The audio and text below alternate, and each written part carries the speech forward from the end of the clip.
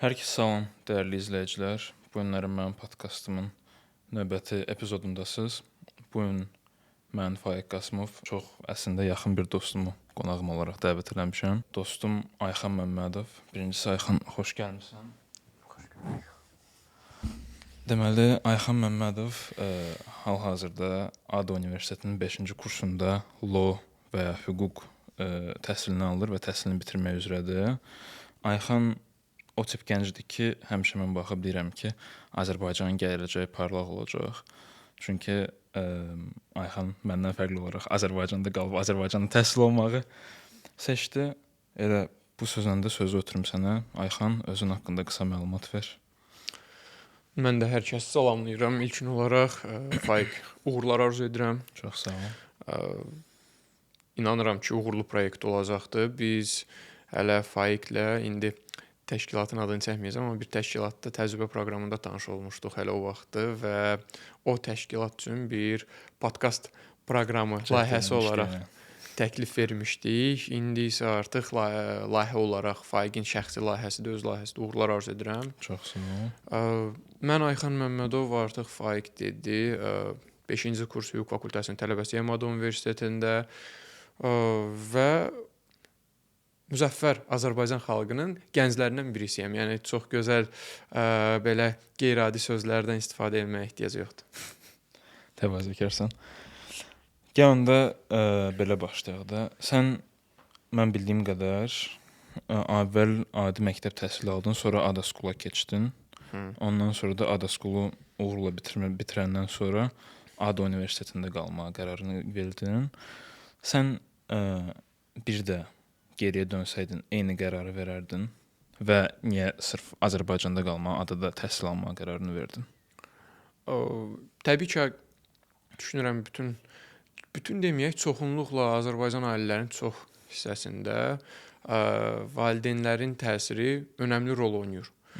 Məndə də elə oldu. Təbii ki, valideynlərim məni dəstəkləyirdi, anam da, atam da. Mən zaten uşaqlıqdan bəri artıq bir yöndə qərar vermişdim. Ayrılmaq istəyirdim, mən də davamçı olaraq.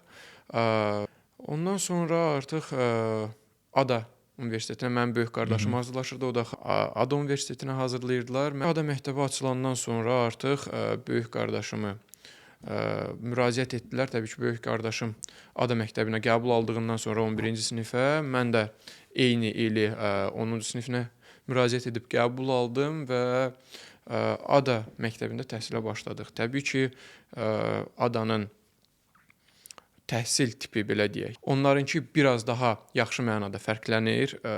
Təbii ki, adaptation period biraz belə vaxt aldı, amma həm zövqlü idi, yəni zövqverici idi, həm də maraqlı idi. Elə oldu ki, bir hissəsi düşdü Covid perioduna, çox hissəsi hətta. Biz 6 ay kampusda təhsil aldıq, ondan sonra artıq daha doğrusu Covid periodundan bir də universitetə gəldik. Sonradakı artıq ADA məktəbini bitirəndən sonra təbii ki, ADA Universitetinin hüquq fakültəsinə qəbul aldım və artıq da təhsilimi orada başladım, davam etdirdim. Belə bir sual verim.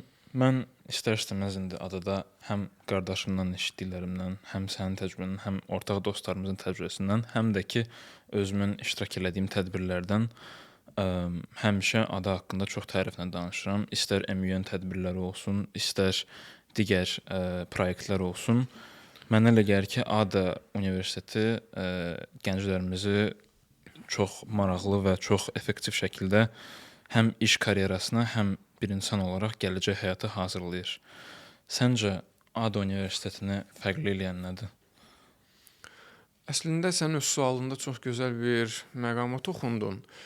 Bu ADA-nın polisisində, hətta səhifəsində də görə bilərsiniz, tez-tez istifadə olunan bir sözdür ki, biz layiqli vətəndaş yetişdiririk. Hər şeydən əvvəl ADA Universiteti özünə məqsəd olaraq layiqli vətəndaş yetişdirməyi hədəf olaraq qoyubdur. Və hər zaman da deyilir ki, bəs biz inanırıq ki və ümid edirik ki, ADA-nın bugünkü məzunları Azərbaycan xalqının gələcək ziyalılarıdır. Təbii ki, ADA Universitetinin digər universitetlərindən fərqli olaraq, yəni mən ADA-nı daha yaxından tanıyıram deyə deyirəm. Bəlkə digərlərində də təcrübələri bir o qədər də yaxşıdır. ADA Universitetinin tələbə həyatı çox inkişaf edib. Mən belə düşünürəm. Çünki tək akademik həyat yox, həmçinin də biz orada indi student life deyirik, student services. Müxtəlif tələbə klubları var.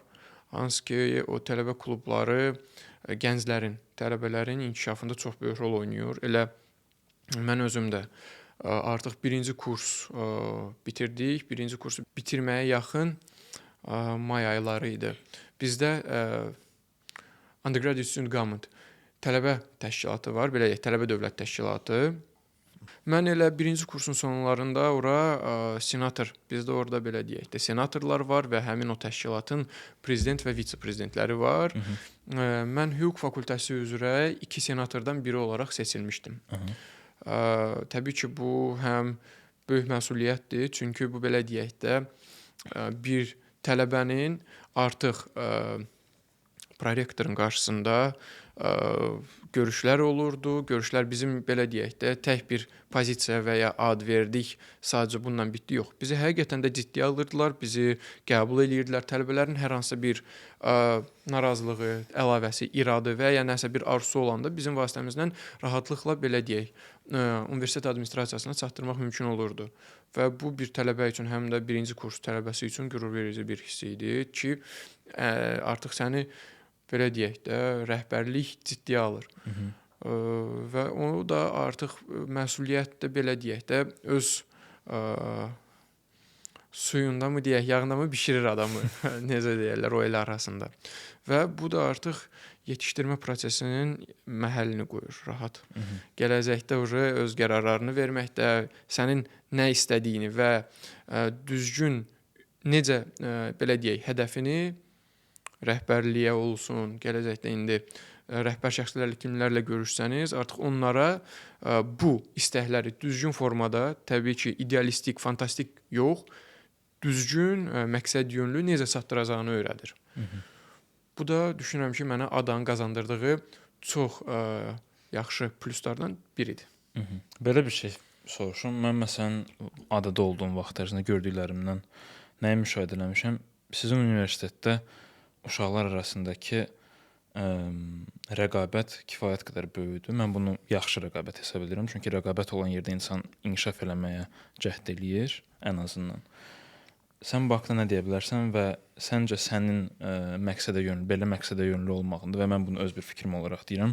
Mən səni tanıyıram deyənə bilirəm ki, sən çox məqsədə yönlü və məqsədləri və nail olmağa həvəsli bir insansan. Səncə ADA-nın mühitinin buna təsiri olub və ADA ümumiyyətlə o baxımdan necə uşaqları formalaşdırır? Mən düşünürəm ki, yəni bilirsən necə, tək ADA-nın tələbələri demək biraz indi tamam. Mən özüm ADA Universitetində təhsil alıram və onların belə deyək də bizim öz mühitimizi görürəm. Amma tək ADA tələbəsi üçün bunu demək məncə bu düzgün deyil. Çünki Azərbaycan gəncləri bugünkü günü beynəlxalq arenada da müxtəlif sahələrdə öz sözlərini deyir. Tam razıyam. Və bizim bilirsiniz, müxtəlif sayda qeyri-hökumət təşkilatları var, gənclər təşkilatları var və onların özləri dövlət ərazisi çərçivəsində və hətta sərhədlərdən kənarda gənclər üçün müxtəlif tədbirlər, görüşlər, layihələr həyata keçirirlər. Yəni bu məqsədyönlülüyü artıq tək bir universitetin, ali təhsil ocağının gənclərinə yox, düşünürəm ki, bütün Azərbaycan gəncliyinə şamil eləmək olar. Gəldikdə isə ki, ADA məhz belə eləyir. Təbii ki, təsiri böyükdür, amma gəncin özündən də çox şey asılıdır. Sənin təhsildən kənar fəaliyyətlərin və aktiv layihələrin çox olub, mən bildiyim qədər. Onlardan biri də sənin Milalın founderu olmağın idi. Sən Milaldakı təcrübən haqqında, Milal necə yarandı və nəyə nail oldu, nə deyə bilərsən? Bu tək təbii ki, mənim yox, biz bir komandaydıq. Dostlarımla, belə deyək, onlarla da birlikdə müxtəlif könüllü qaydada təbii ki, müxtəlif tədbirlərdə iştirak eləyirdik. Tədbir idarəçiliyi, project management, project coordination, protocol coordination olsun və müxtəlif sahələrdə, tədbirlərdə beynəlxalq, yerli fərq etmir. Bunları artıq belə deyək, bəzi təşkilatçı xüsusiyyətlərini artıq yiyələnmişdik və bir gün öz-özümüzə sadəcə olaraq bir ideya kimi sual verdik ki, niyə də yox, niyə özümüz bir sınamayaq. Başladıq, artıq başlayan kimi də ada tələbəsi olmamız təbii ki, indi bizim ada cəmiyyətinə çıxışımıza üstünlük yaratdı. Onu da vurğulayım ki, digər o mənim komanda yoldaşlarım da elə adalılar idi. Onlarla birlikdə elə bu qrupu yaratdıq, komandanı yaratdıq, hansı ki, Milal qrup və ada daxilində bir belə deyək, tələbə klubu kimi fəaliyyət göstərirdik. Hansında ki, orada olsun xeyriyyə tədbirləri, olsun ada üçün kiçik korporativ tədbirlər olsun, konsert proqramları olsun və müxtəlif belə tədbirlər keçirirdik. Təbii ki, gözəl təcrübə idi. Hal-hazırda kiçik pauza vermiş olsaq da, gələcəyə dair gözəl planlar və məqsədlər, ümidlər var. Milalın da ən gözəl uğurlarından biri onu deyə bilərəm ki, 2025-ci ilin prom məzun gecəsini məhz biz keçirtdik. ADA Universiteti üçün. ADA Universiteti üçün, bəli. Bu, belə deyim, mənim həm çox dostlarım, həm özümüzün də elə məzun ilinə yaxın olan idi deyə belə bir başqa hiss idi ki, sanki öz məzun gecəmizi keçirirmiş deyə. Dostluqdan onda elə danışaq. Buyur. Sən, mən məsələn bilirəm ki, dostlarınla bir yerdə iş görməyi, dostlarınla bir yerdə, yəni dostluğa sırf təkcə əylənmək baxımından yox, dostlarla bir yerdə bir mühit olaraq bir-birimizi inkişaf elətdirək baxımından baxırsan. Buna səbəb nədir və sən, belə deyim, dostluqda nəyə önəm verirsən, dostlarını necə seçirsən o baxımdan? Dost demək hər kəsə çətindir. Bugünkü günü kimsə deyirsə ki, mənim çox dostum var, o adamın dostu yoxdur. Razıyam. Tanışınız ola bilər. Mənim kontaktımda bəlkə də 1000-ə yaxın kontakt və ya daha çoxu vardı. Halbuki mən bugünkü günü də deyirəm ki, artıq mənim 21 yaşım var, 22 olacaqdır və mən deyirəm ki, mənim çox az sayda dostum var. Mənim tanışım çoxdur, amma dostum azdır. Və düşünürəm ki, sənin dostun da səninlə eyni düşüncədə, eyni dəyərlərdə, eyni məqsədlərə sahib bir insan olur. Olmalıdır ən azından. Yəni mən elə seçim edirəm. Çünki bilirsən, sən kimlənsə dostluq edirsənsə, sənin ondan müzakirə edəcəyin mövzu olmalıdır. Necə ki, biz bura indi iki dost kimi gəlmişik, sənin podkastında qonaq kimi. Sənin ən azından mənlə müzakirə edə biləcək bir mövzun var ki, bugün sən məni bura dəvət edibsən. Və eyni bu podkast olmasın, sadə görüşlər keçirdiyimiz, özümüz indi görüşürük kənarda bir yerdə. Bunlar hamısı o biri var ki, sadəcə vaxt öldürdük, bitdi getdi. Amma təbii ki, biz gəncik və bugün valideynlərimiz var, bizi dəstəkləyirlər hər şeydə. Amma gələcəkdə artıq biz özümüz düzgün qərar vermə bacarığını özündə inkişaf etdirməlisən və bunu da təbii ki, sən məsləhətləşərək edirsən, dostlarının fikrini alırsan, sənin üçün önəmlidir ən azından. Mənim üçün önəmlidir, düşünürəm ki, sənin üçün də elədir. Və bir işdə dostunla birlikdə olanda ən azından səninlə birlikdə sona qədər inanırsan ki, gedəcək o da. Yəni səni yarı yolda qoymayacaqdır. Və ümumiyyətlə tək hər hansı bir proyekt olmasın, dərs proyekti və yəni onu demirəm. Biznes.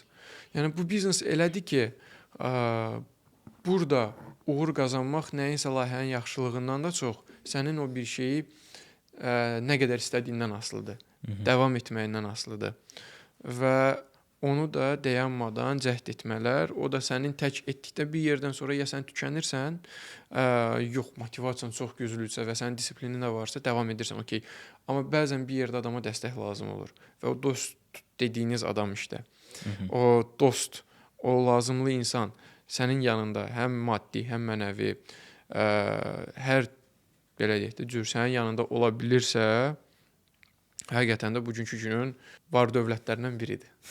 Deməli Ayxan, sən mindsetdən danışdın və dostlarla eyni oxşar mindsetin olmağının vacibliyindən danışdın. Mən sənin bizə tez-tez istifadə elədiyin aforizmlərindən biri deyim. Ayxanın bir sözü var ki, nəyin istədiyin yox, nə qədər istədiyin çox vacibdir. Ümumiyyətlə bu fikri bildirəndə nə nəzərdə tutursan və sənin mindsetin nədir? Səni fərqləndirən mindset nədir və sən belə deyək, oxşar mindset deyəndə nə nəzərdə tutursan dostlarında? Mindset dedikdə indi sən gözəl sözlərdə belə mahirsən türklər demiş. Gözəl sözlərini ifadə etsən, mən o qədər özüm haqqında belə gözəl sözlər seçmək istəmirəm. Sən necə?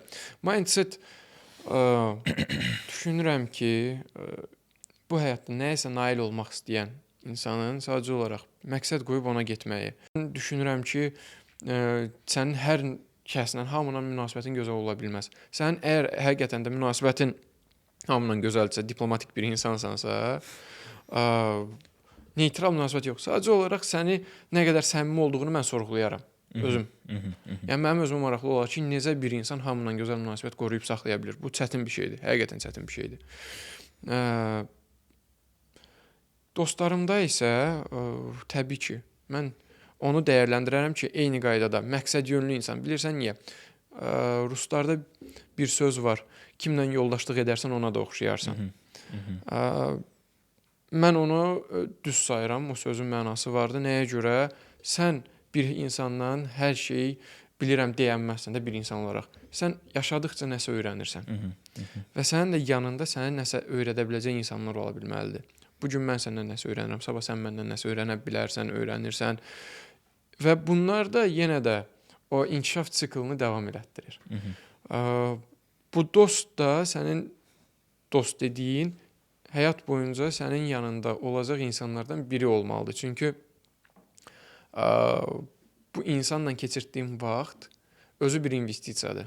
Çünki bugünkü günü bilmirəm hiss edirsə yox, zaman çox tez keçir və sənin onlarla keçirtdiyin vaxt, onlara ayırdığın vaxt elə qızıldan belə dəyərli investisiyadır hal-hazırda. Sən 2024-cü ildə Gənclər və İdman Nazirliyi tərəfindən ilin gənci mükafatı ilə təltif olundun. Birincisi, bu necə bir hissdir və hansı nailiyyətlərə görə səncə sənə bu mükafat verildi? Təltif ediləndə ümumiyyətlə bir il ərzində, hansı ki 2024-cü il ərzində göstərilmiş fəaliyyətlərə kimi deyilir. Mən hesab edirəm ki, bunu hər hansısa bir fəaliyyətə məhz aid etmək olmaz. Müxtəlif tədbirlər keçirilir.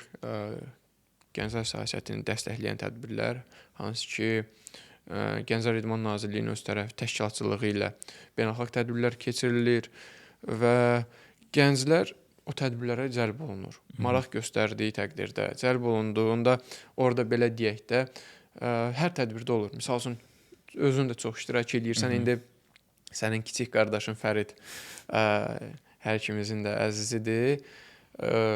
O da artıq başlayıbdı. Baxmayaraq ki, birinci kursdur, böyük nailiyyətlər əldə eləyir. Mən belə düşünürəm öz yaşıdların arasında. Hər halda biz 10 yaşında eyni şeylərlə məşğul olmurduq. Təbii ki.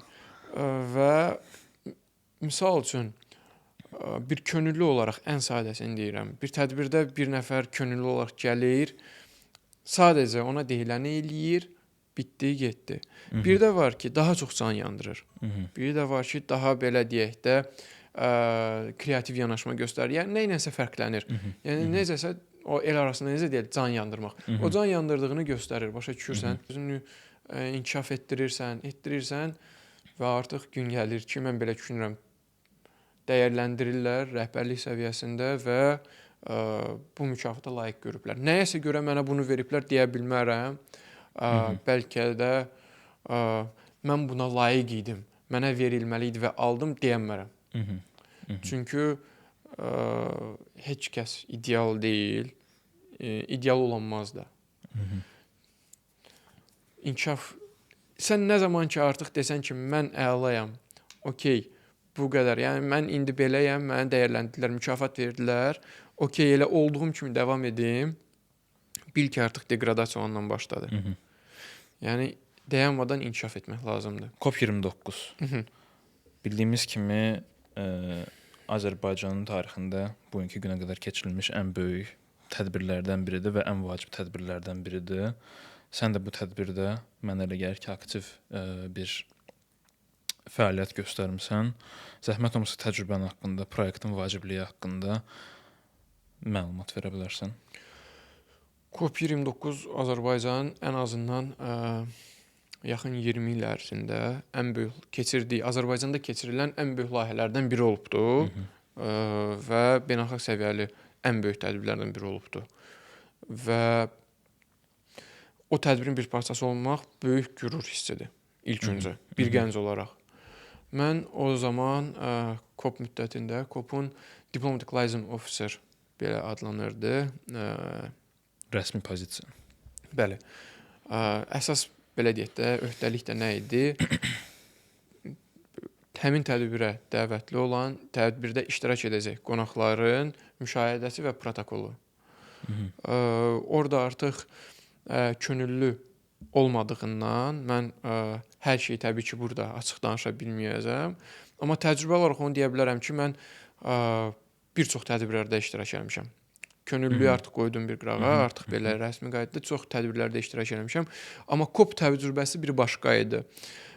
Çünki nə qədər təcrübəli olsan da, yaşca daha böyük insanlar da bizimlə birlikdə idi və biz nəyi görürdük? Müxtəlif qurumlardan hər kəs səfərbər olmuşdu. Və hamı, bilirsən, belə bir hiss var idi.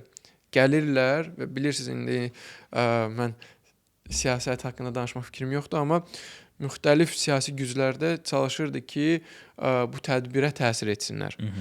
Ona baxmayaraq biz də tək indi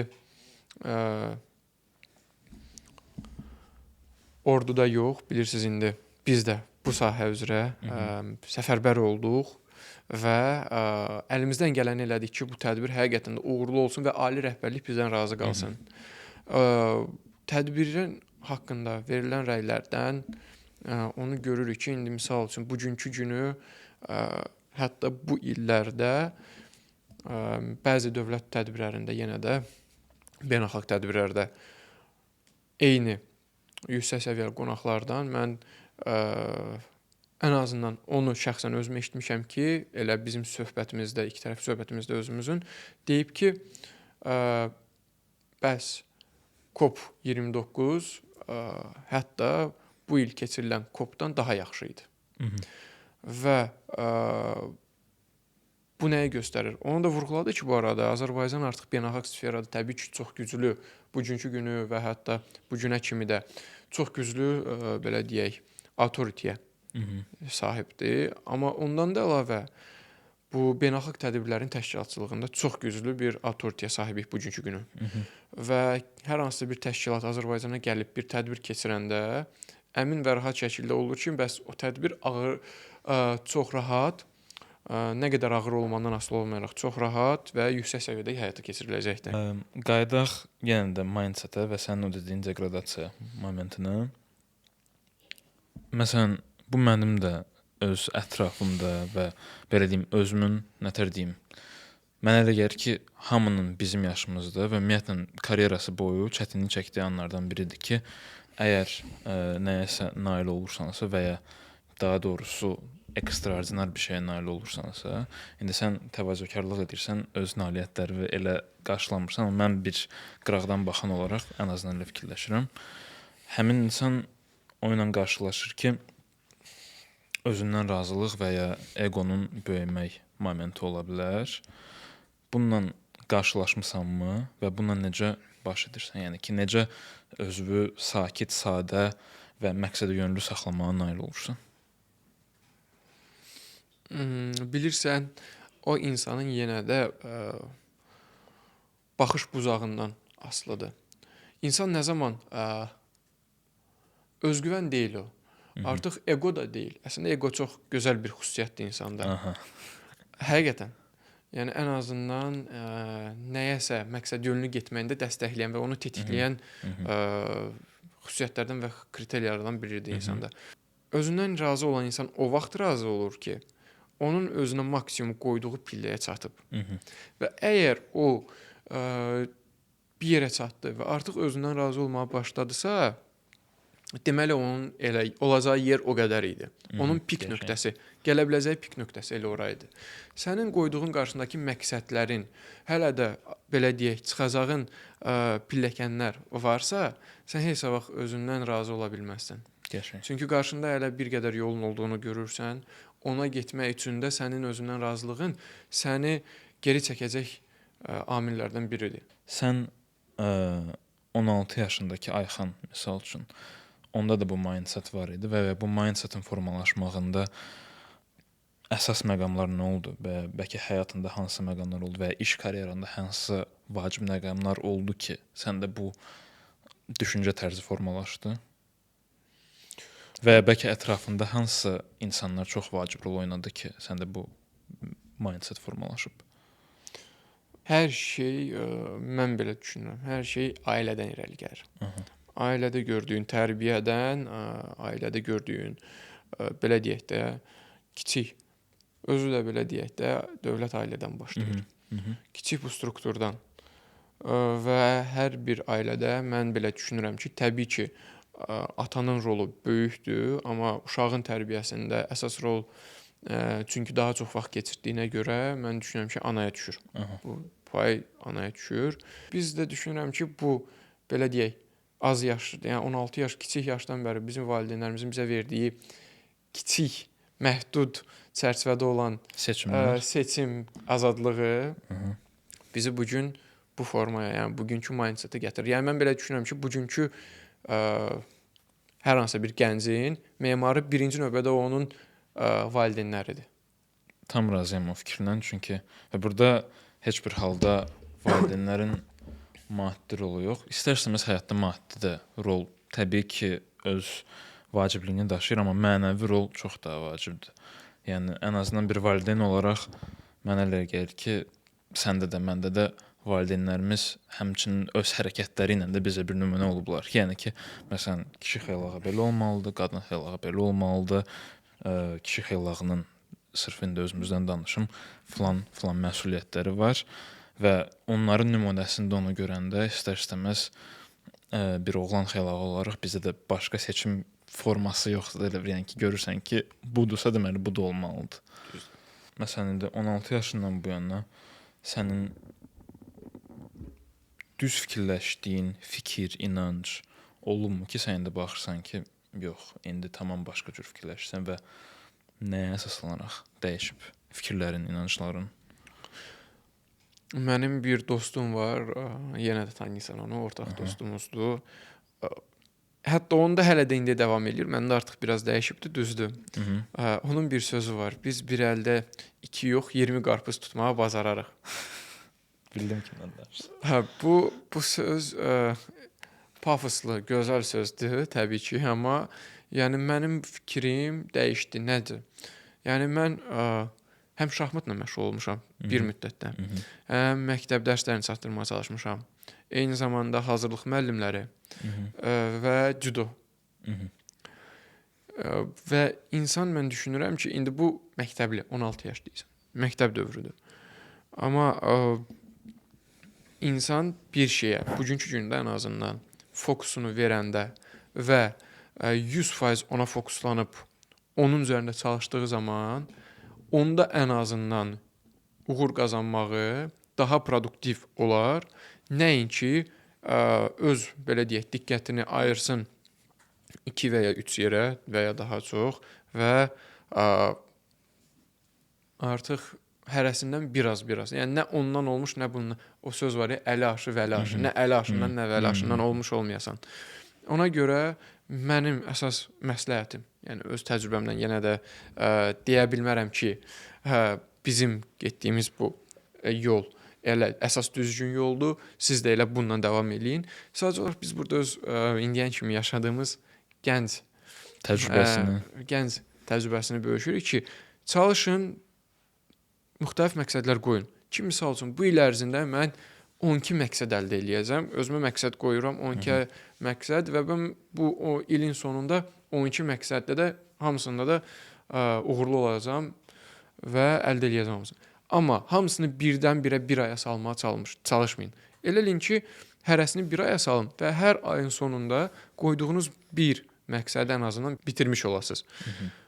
Bu sizə daha çox kömək eləyəcək. Nəinki özünüzü daha çox yükləyəsiniz. Yükləməklə olmur. Yəni ən azından sən bir Azərbaycanda təhsil alan gəncsən. Yəni mən səni necə tanımışam. Mən özüm düşünürəm ki, indi biz Azərbaycanda təhsil alırıq və gənclər necə aktiv olduğunu görürük. Amma həmçinin xaricdə də bizim gənclərimizin aktiv olduğunu mən sənin vasitənlə daha yaxından tanış oldum. Və bu təbii ki, indi fəxr verir. İkincisi ki, indi sual verirlər ki, oxuya-oxuya işləmək necə çatdırırsan, dərslərinə mane olurmu, bacarırsanmı? Bax, indi sən özün sizin universitetdə rektor köməkçisi kimi çalışırsan. Yəni, bu bizim universitetdə kifayət qədər yüksək pozisiyadır. Və sən birincisi ora, belə deyək də, xarici vətəndaşsan və oranın, belə deyək də, sizdə rektor hətta lorddur mən bildiyim qədərilə. Və CBE adında bir təltifnaməsi var. Yəni ki, Commander of the British Empire.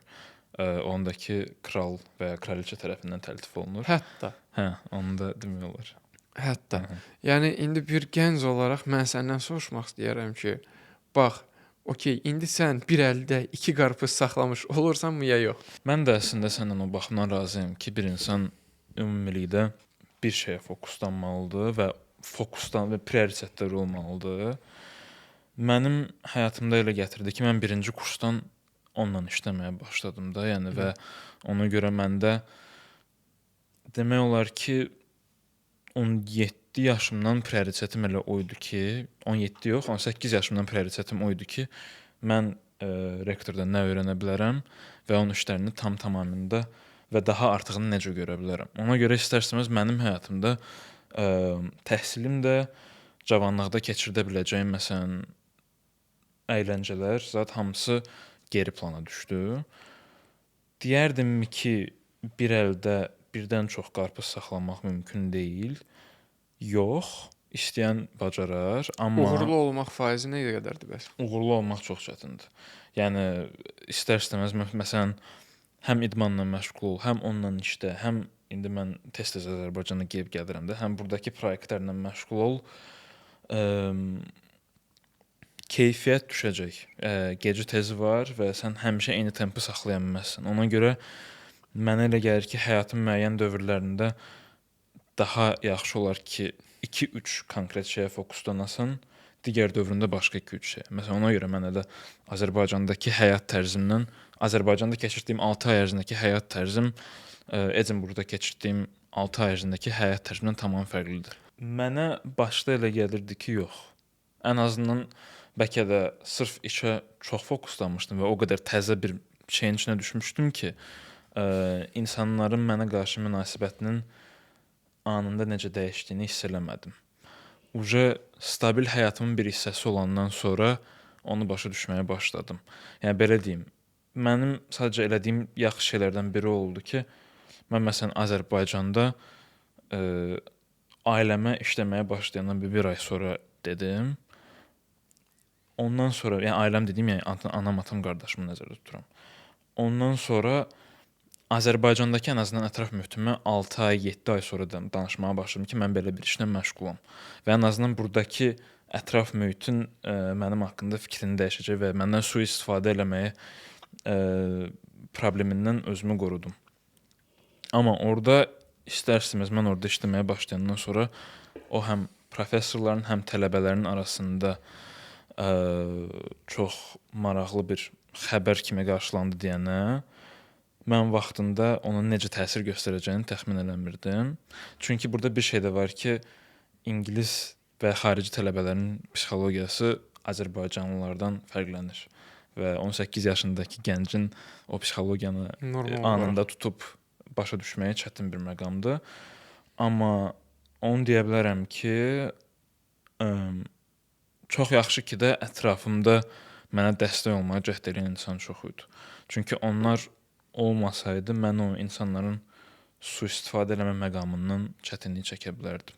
Yəni mənim müəyyən qədər bəxtim gətirdi ki, həm rektor, həm ətrafımda məndən yaşlı böyük olan və bu sahədə mənim gördüyüm işlərdən məlumatlı olan insanlar və məndən daha təcrübəli olan insanlar və deyərdim ki, özümün də insanları başa düşməyə qabiliyyətim məni o sui-istifadə məsələsindən qorudu. Belə deyərdim. Amma burada bir məqam da var ki, məsələn, mənim əgər eqom artsaydı və mən özümü dağın başında hesab eləsəydim, onda mənə elə gəlir ki, mənim gözüm bir mənada kör olardı da və görməzdim o məqamları. Mən bilmirəm necə, amma o soyuq başı saxlaya bildim də. Bax, sən də çox insan kimi eqonu dedin. Aha. Ego əslində Sən eqoya müzakirəyə açıq məsələdir əslində. Çünki ego gözəl bir şeydir. Həqiqətən gözəl bir şeydir. Bilirsən niyə? Səni nəyisə etdirməyə, mən buna layiqəm. Buna layiqəm dedikdə nəyə nəzər tuturam? Daha yaxşısını əldə etmək üçün hərəkət eləməyə. Daha yaxşısı var. Mənim nəyimə əksikdir? O Bruce Lee-nin bir sözü var idi. Deyir, bunu indiyənə kimsə edə bilibsə, deməli mümkünsüz deyil. Yox, indiyənə kimi mümkünsüz olubsa, onu edən ilk şəxs ol. Bunu da elətdirən insana egodur. Burada bizim səndən ikimizin mindsetində biraz fərqli olan məqamdan irəli gəlir bu. Belə deyim, sən məsələn manifestə inanan bir insansan, mən bildiyim qədər. Mən səndən fərqli olaraq manifestə inanmıram. Daha doğrusu, sənin manifestin mənə kifayət eləyir elə. Sən öz manifestində mənim o tələbatımı bağlayırsan. Mən daha çox o tip insanam ki, mən eləyim. Nəticə nə olar? Olar. Ən azından mən buradan nəsə öyrənəcəm. Yəni mən nəticəyə çox da ilhamla baxmıram. Yəni məni çox da maraqlandırır. Mən sadəcə darıxmamaq üçün həyatda bir çox şey edirəm. Yəni özün də bunu görmüsən. Fərqli sahələrdə. Amma sən manifestə inanırsan və mənə elə gəlir ki, sənin manifestinlə egoya baxışın bağlıdır. Ümumiyyətlə bu mindsetin bu hissəsi haqqında nə deyə bilərsən? Manifestə inanırsan deyəndə ki,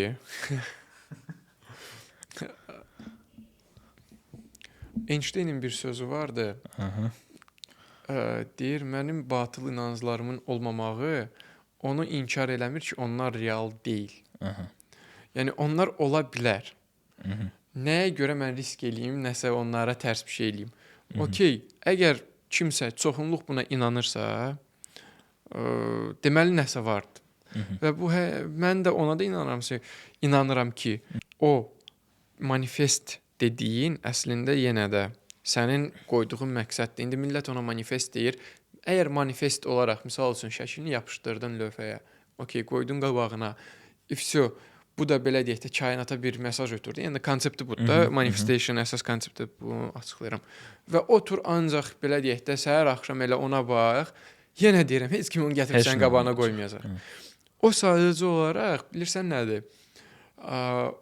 Səni motivasiya edən bir şeydir ki, misal üçün, mən o evi almaq istəyirəm şəxsən öz gücümə. Atamın gücünə yox, ailəmin mənə verməyindən istəmirəm.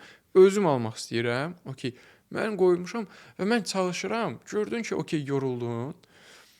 Boş verməkdənsə, bura kimi idi deməkdənsə, baxırsan ora, okey, təzədən ikinci nəfəs açılırmış kimisinə, ona görə davam edirsən ki, o səni belə deyək də həvəsləndirir yenidən. Ən azından bizim dayanmadan işləməyə, həm də motivasiyanı. Nəyə gətirirdim o dərs hissəsini bu arada? Misal üçün, məni ancaq elə üzərimdə durub, belə deyək də, yaxşı mənada məcbur etmək biraz belə sərt çıxır.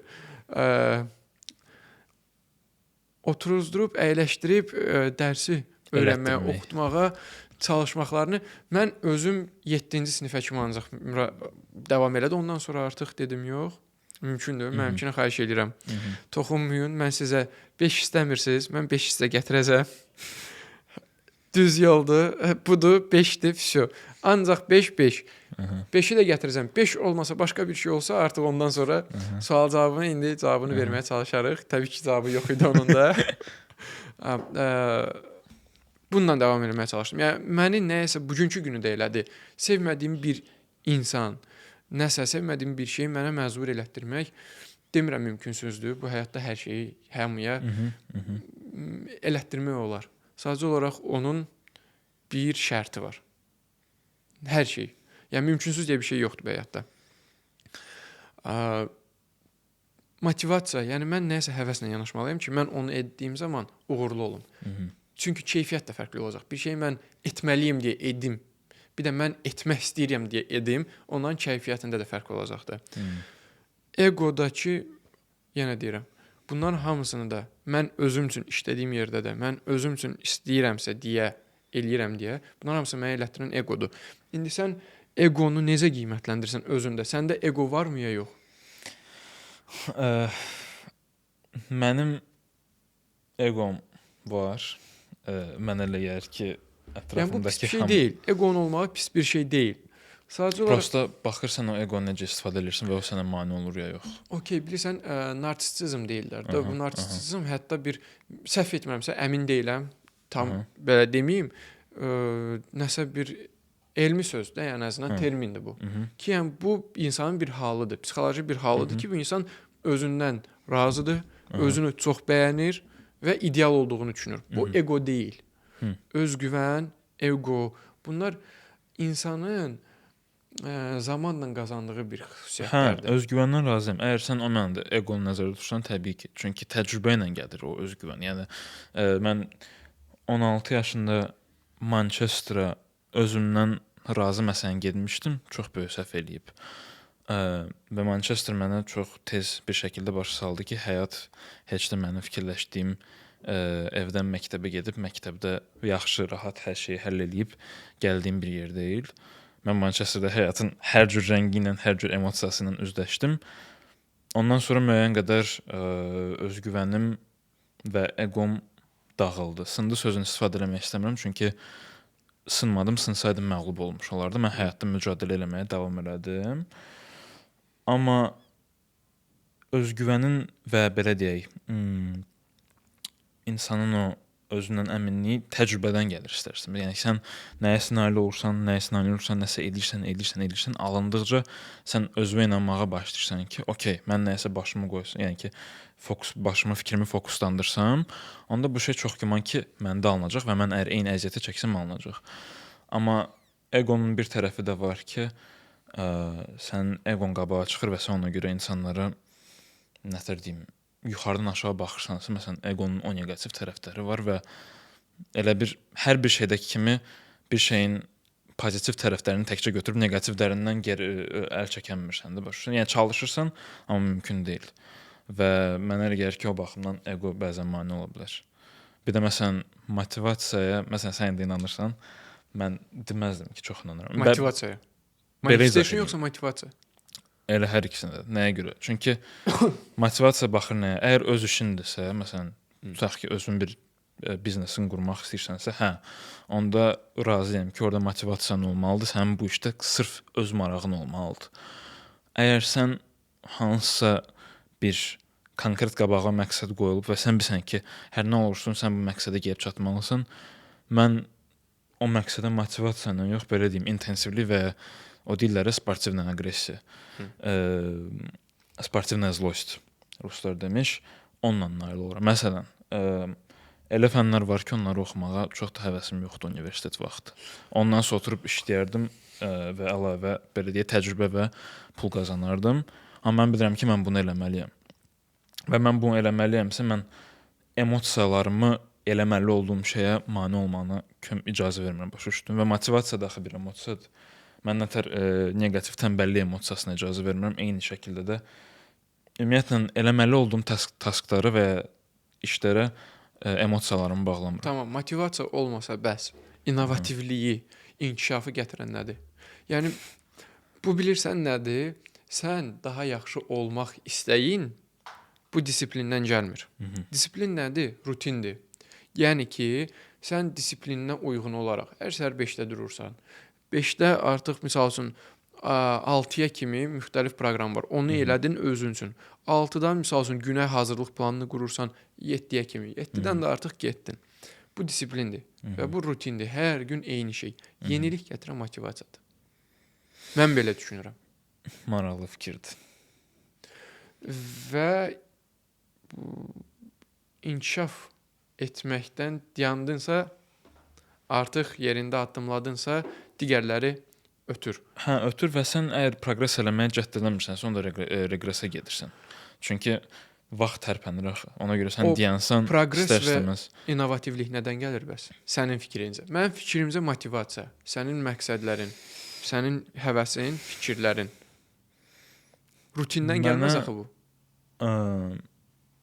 Motivasiya, əgər motivasiyaya məsələn aclıq kimi baxırıqsa, müəyyən o belə deyim, aclıq hissi kimi ki, mən nəyəsə nail olmaq istəyirəm, onda hə, razıyam. Bir insan olaraq ümumi motivasiyam var və amma bu motivasiya belə deyim, hər hansısa bir gündəlik işlərimə bağlı deyil də, başa düşdün nə Belə demək deyim istəyirəm? də. Yəni məsələn həyatımda baş verir. Məsələn Manchesterdə olan şeylər, həyatımda gördüyüm, keçdiyim belə deyək o 1 il yarımlıq müddət. Çünki Edinburqda da direktorun işləyən qədər ki 1 il yarım daha doğrusu yarım il müddət mənim adaptasiyam və təzə ölkə, təzə şəhər, təzə mühit yenə də o bütün o dövr məndə həyata baxışımı tamam dəyişdi və məndə güclü bir aclıq hissi yaratdı ki, mən çox şeyə nail olmalıyam.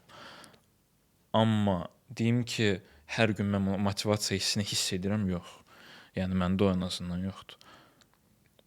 Və sadəcə mən dediyim kimi o hisslərə bağlı yaşamıram. Mən demirəm ki, pis bir şeydir. Momentində lazımdır ki, hisslərə bağlanasan, hiss eləyəsən. Amma sırf motivasiya kimi və ya tənbəllik kimi hisslərə nəzərimə almıram. İndi podkastı izləyənlər deyəcək ki, biz debata çevirdik motivasiya üzərində buranı. Bizim adətən öz görüşlərimizdə də elə mövzularımız belə olur, fikir mübadiləsi deyək. Nə deyirəm? Bax, aclıq dediyin nə olur? Elə bu mövzuna gedəcəm. Aclıq dediyin sənin var bir şeyi. O vardı artıq. Sən onu istəyirsən və sənin istəyin səni hərəkət etdirir, başa düşürsən? Amma innovativlik, mənim dediyim o yenilik, hansı ki bugünkü günümüzə lazımdır.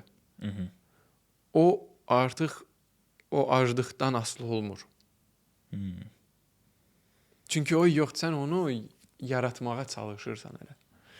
Başa düşürsən? Yeni yanaşma ola bilər. Nəsə produkt olmalı deyil. Yəni nəsə maddi bir şey olmalı deyil. Yeni bir layihə.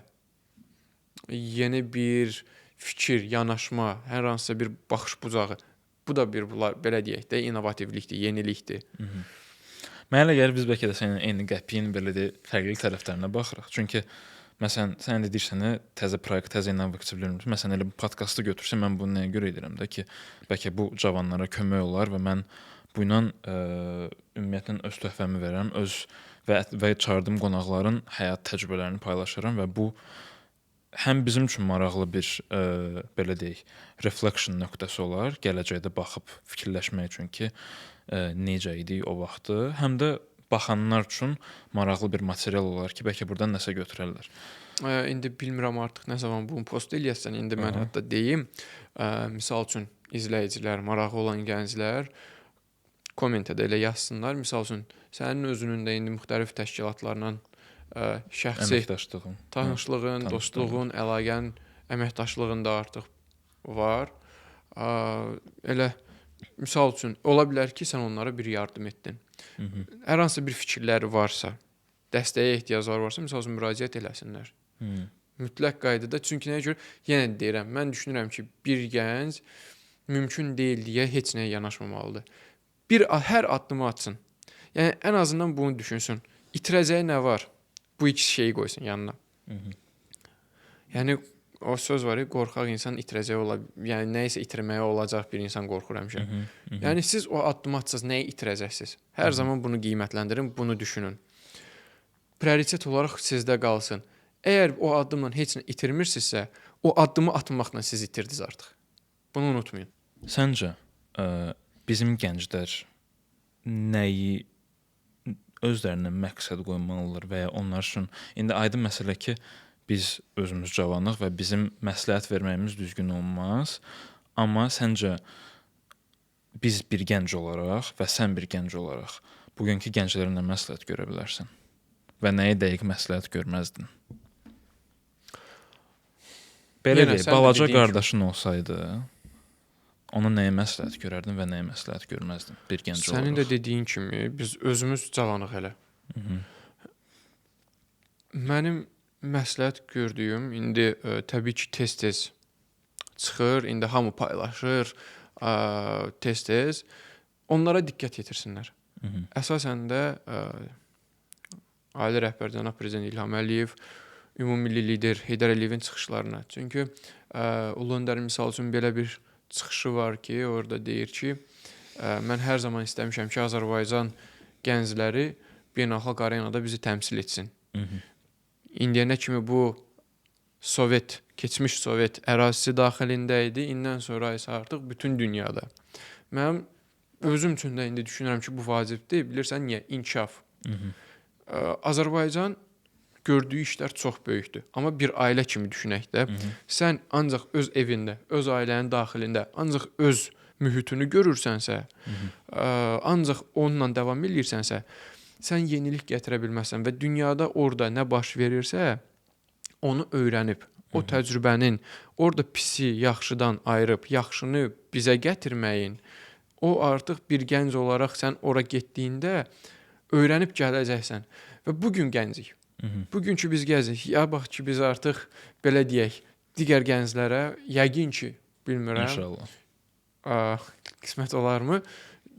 Gənclərə məsləhət verə biləcək müdrikliyə sahib olsaq, o belə deyək, statusa sahib olsaq, artıq məsləhət olaraq biz öyrəndiklərimizi həm həyatda, həm beynəlxalq belə deyək də arenada, dövlət sərhədi kənarında gördüklərimiz, yaxşı bu dövrlər ərzində həm bizim üstünlük prioritetlərimizi, hamısınlar bunları yan-yana qoymaqdır da, belə deyək.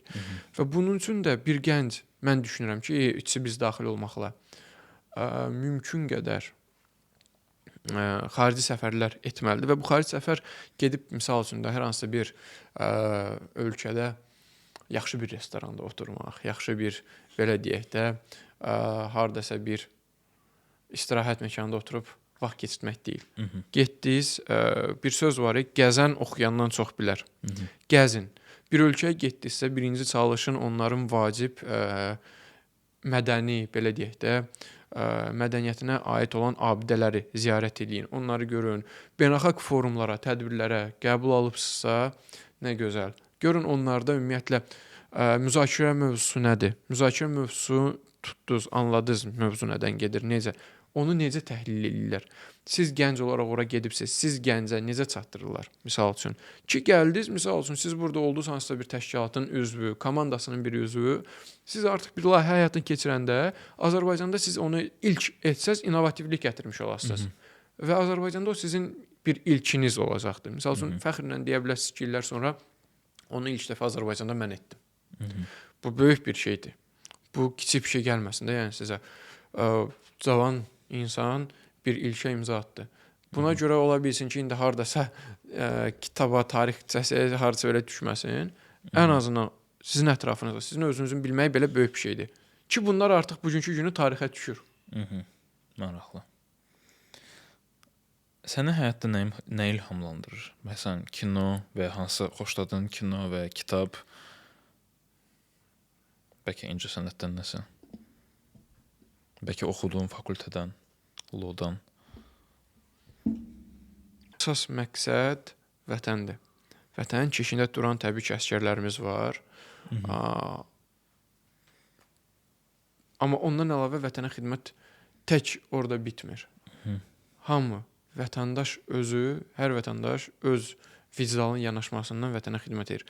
Və daha yaxşı, daha gözəl Azərbaycan üçün davam etmək və bu sahədə fəaliyyət göstərmək düşünürəm ki, ən böyük ilhamdır. Depressiyaya inanırsan axı? Cavab verəcəm, amma sonra səndən də eyni bu sualın cavabını istəyirəm. Belə deyim də, depressiya, yəni ən azından bir kişinin düşə biləcəyi bir hal deyildi o depressiya. Yəni kişinin depressiyaya düşmək deyə bir fikridir bu. Lüksu şansı yoxdur da. Yəni mən belə düşünürəm. Çünki ona vaxtı da olmamalıdır. Depressiya nədir? Comfort zone. Komfort zonuna düşməlisən, özünə vaxt ayırmalısan, sən ona vaxtın yoxdur. Sən işləməlisən, qazanmalısan. Yəni belə deyək də, ilkər dövrlərdə gedək də, elə tarixə baxsaq. Nədir? Qadın ocağı qoruyur, kişi ovlayıb yemək gətirir. Budur. İndi o vaxtı kişi onun mübarizəsindən təbii ki, bizimki bir depressiya harda gəzir də, yəni bu təbii ki, indi sonradan gəlmə bir şeylərdir və özünüzü o belə deyək də çərçivələr salmayın. Depressiya bir şey yoxdur, bir anlayış yoxdur. Keyfiniz olmaya bilər. Bu təbii bir haldır. İnsan keyfi olmaya bilər. Nəsə onun keyfinə təsir etməyi də təbii normal haldır. Amma buna görə keyfi yoxdur, hər şey atdı bir qırağa, bu yanlış yanaşmadır mənim fikrimcə. Çünki nə qədər ki gücünüz var, nə qədər ki cavansınız, dayanmadan hərəkətdə olub inkişaf eləməlisiniz. Komfort zonundan mümkün qədər qaçın və çıxın. Sən cavab ver. Depressiya yəni mümkündürmü ki? Deməli, mən hələ İngiltərəyə qayıtmaq istəyirəm deyənə. Birincisi, kliniki depressiya istər-istəməz var. Yəni ki, mənim başa düşdüyüm qədər elmin təsdiq elədiyi sırf kliniki diaqnoz olaraq depressiya var. Amma mən özümün depressiyaya düşəcəyinə inanıram ya yox sualına gəlincə, mən inanmıram. Və bu da sənin dediyin bir çox şeylə razıyam. Ümumən dediyin elə eyni səmtdə fikirləşirəm ki, kişi xeyalağının o lüksu olmamalıdır ki, otursun fikirləşsən ki, mən depressiyaya düşəcəm, mən oturum ayda nə edəcəm? Yəni victim mindset deyilən bir şey var, yəni ki, o ki, hə, hamıya görə mənim həyatım belədir, elədir, mən bu şeylər başqalarına görədir. Mən tam o fikirdən narazıyam və tam o fikrin əksini fikirləşirəm. Hətta o situasiyada belə ki, hansında ki, məsələn, qıraqdan sən mənim dostum olaraq elə situasiya var da deyirsən ki, hə, burada günah səndə deyildi ki, də rahat ol. Mən o situasiyada belə məsuliyyəti və günahı öz üstümə götürməyin tərəfdarıyam ki, situasiyadan çıxmaq üçün elə biləcəyim bir şey olsun. Mən məsələn problemi həll etməyə fokuslu bir insanam da. Ona görə oturum problem hissəsindən fikirləşim. Mən o tip insan deyiləm və inanmıram ki, bundan sonra elə biri ola bilərəm. Amma yenə də qeyd etdiyim kimi kliniki depressiya var. Elmi yanaşma. Impressive sözünün Azərbaycan dilinə birbaşa tərcüməsi yoxdur, amma təsir edən belə deyək. Sən həyatın ərzində qarşılaşdığın ya yaş qrupunda, ya ümumən istəyirsən cavab ver. Ən impressive və ən təsirli insan kimdir? Belə deyək də, baxıb həmişə təsirləndiyin insan. Təsirli belə deyək də, siz bilirsiniz, indi sizə demişəm, indi izləyicilər bilmir. Mənim uşaqlıqdan hələ otağımda, indi o vaxtı qardaşımla bir otaqda qalırdıq. Misal üçün, uşaq otaqlarda necə olurdu? 2 kravat yan-yanadır, misal üçün o yan divarların. Mənim kravatımın üstündə belə açılan şəkillər olurdu. Ulu Öndərin hələ KKB-də general formasında şəkili var idi, asmışdıq. Yəni deyəcəyim nədir? Təsirli insan, rol model deyək də belə. Düşünürəm ki, Azərbaycan gənci üçün, hər bir Azərbaycan gənci üçün ən ideal. Azərbaycan da yox. Bu arada yəni dünya üzrə də göstərə biləcəyiniz ən gözəl rol modellərdən biridir deyə bilərik. Çünki bu adam həyatı boyunca nə qazanıbsa özü qazanıb. Qazana da gəlməyib bu arada. Elə momentlər, anlar olub ki, qırılma anları da olubdu. Amma o insan qırılmayıbdı. Məsələ budur. O nəyi göstərir? İndiyənə kimi uğurlu gəldi. Cəhd göstərdi, uğur qazandı, gəldi. Yenə son oldu. Oca artıq da, yəni tamam, burada bitdi demədi. O insan yenə də öz cəhdlərindən, öz zəhmətindən yenə də göstərdi ki, nə istədiyin yox, nəyə qədər istədiyin önəmlidir. Hətta Azərbaycan xalqının necə qayğısına qaldığını o insan öz cəhdlərindən göstərdi ki, bütün ömrü fəaliyyəti boyunca da onu nümayiş etdirib. Bəs özün həyatda qarşılaşdığın Kumerin baxımından razıyam və bir insanın ibrət götürəcək və özünə nümunə götürəcək bir insan olaraq sırf öz əsasən də Azərbaycanlı gənclər üçün tam razıyam. Çox gözəl bir nümunə gətirdin, amma öz həyatında üzləşdiyin insanlardan Məhz mənim üzləşdiyim insanlardan biri. Burada bir çoxlarını sadalamaq olar ki, digərlərindən fərqləndirmək ki, bura sən də daxilsən. çox sağ ol. Ki, öz ailə vəziyyətindən asılı olmayaraq yuxarı və ya aşağı öz zəhmətindən nəsə əldə etməyə çalışmağı. Bu bir gəncdə, bu bir insanda daima qiymətləndiriləcəkdir deyə düşünürəm. Çünki sən artıq bilirsən, o yenə də ilklərə gedəcəm də, sən kiminsə üstündə bir yük deyilsən. Artıq o yükü daşıyanların, o yükü asanlaşdıran, daha da yüngülləşdirənlərdən birisən. Çox sağ ol. Birincisi Ayxan, gəldiyin üçün çox sağ ol. Mənə elə gəlir ki, çox maraqlı və informativ bir epizod alındı. Mənə elə gəlir ki, debat da oldu müəyyən mövzularda. Bitirməmişdən öncə son sual. Sənin üçün xoşbəxtlik nədir və bugünkü gün sən xoşbəxtsən? O ruslarda yenə bir söz vardı. Xoşbəxtlik səssizliyi sevir. Bu gün xoşbəxtsənmi sualına mən cavab vermək istəmirəm. Açıq cavab vermək istəmirəm.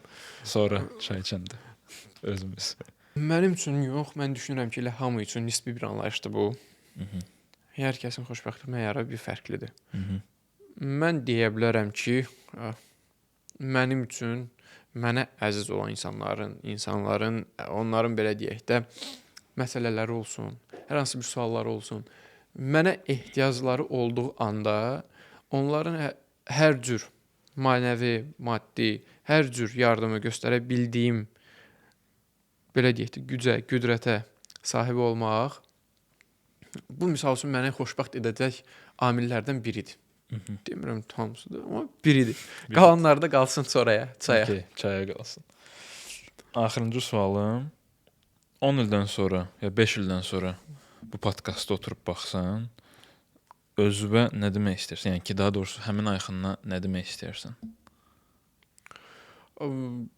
Ümid edirəm ki, indi mənim o dediyin müddətə doğru yönəlik müxtəlif istəklərim, məqsədlərim, arzularım var. Ümid edirəm ki, o sualı verəndə artıq mən onlara nail olmuş olacağam. Demək istəyirəm ki, belə davam et, bacardın, qazandın. İnşallah. Çox sağ ol Ayxan. Təşəkkür edirəm.